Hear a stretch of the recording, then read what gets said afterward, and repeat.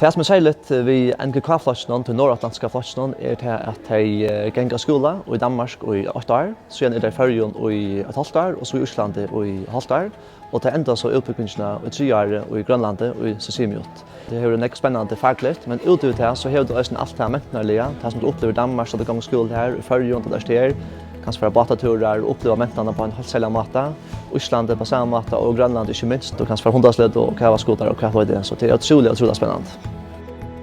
Så kjøpte jeg vel i Folkeskolen, så visste jeg at jeg ville utenlandet.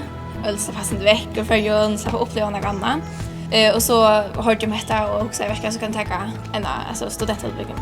Bian i ferie, så det er opplagt å ta.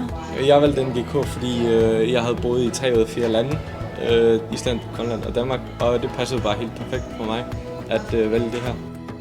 Vi slipper ikke mer enn det vanlige studentflokkene slipper. Vi da opplever ikke alle sånne revidere. Og det har været en rigtig fed oplevelse indtil videre, og jeg glæder mig bare til at se, hvad der kommer nu. Altså fra det så var det alle gode vinner. Her er ikke noen flokken som er vinner eller noe sånt. Så ja, vinnerlag det er fantastisk. At bo alene og sådan noget, det lærer man også en hel del af.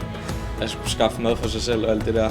Hade jag man lära sig inte att vi är mer öppen för nya ting och såna där att kan sjå att så just att du första så jobba eller du första så det är en utbygging. Vi lærer jo bioteknologi og alt det der, så hvis man altså, efter det her så har man nok en god chance for at tage på medicinskole eller sådan noget. Jag skulle säga sen tror jag. Super duper fedt. Fest. Lærerikt og opplevelse.